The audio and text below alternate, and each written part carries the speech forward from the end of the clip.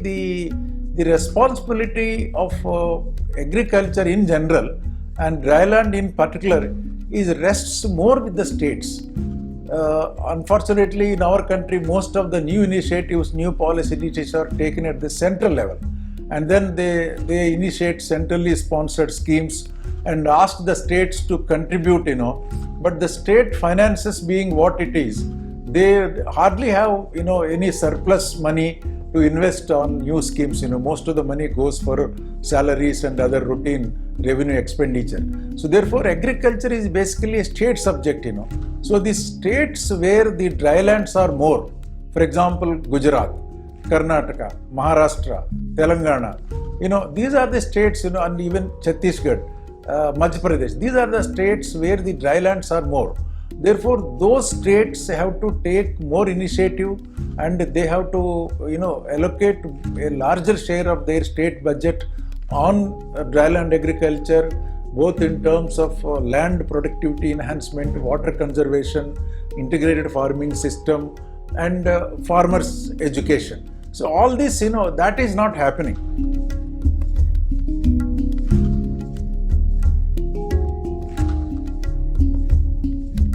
Well, you see, at one point, a lot of area in India was growing millets, jowar, bajra, and millets.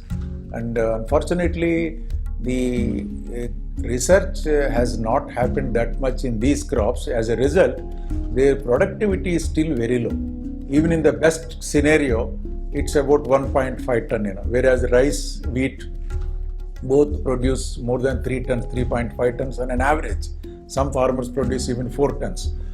And also, there is a MSP policy, for rice and wheat, because rice and wheat are procured at a pre-declared price, whereas the other cereals, they are not procured.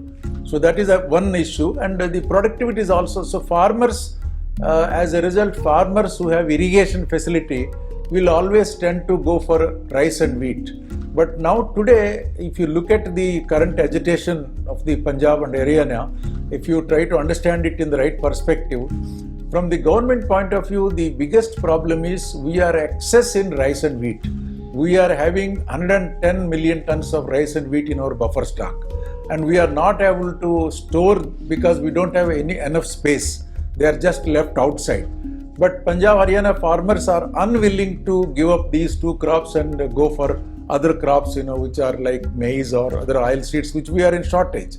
So that is why this stalemate, So therefore, the government has to come out with other alternatives, crops, or in the intermediate period till they get some other alternatives, pay some differential, some sort of loss of payment which they incur. So all this will have to happen in course of time.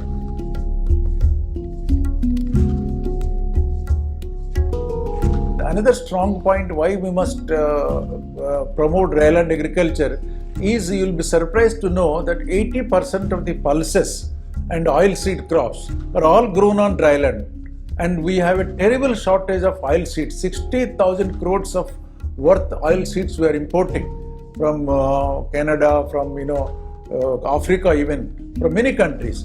In fact, if India enters the market, India floats a tender, global prices shoot up because India's requirement is so high that you cannot get in one country. You have to really, go on searching different countries. So people artificially hijack prices and we lose it.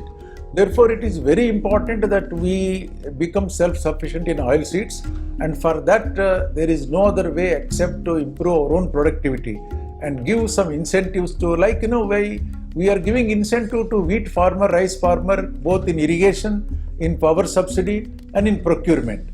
So what is the incentive for an oilseed farmer? Nothing. He doesn't, because he doesn't use much fertilizers, therefore he is devoid of fertilizer subsidy. He doesn't use irrigation, so he is not getting irrigation subsidy. He doesn't use electricity, so no electricity subsidy. So he is losing on all fronts. Whereas what he needs is, a good seed and, maybe 1,000, 2,000 rupees help in investing on soil improvement, on water harvesting, which the government has to come out with a proper policy so that we depend on import, our dependency should also come down.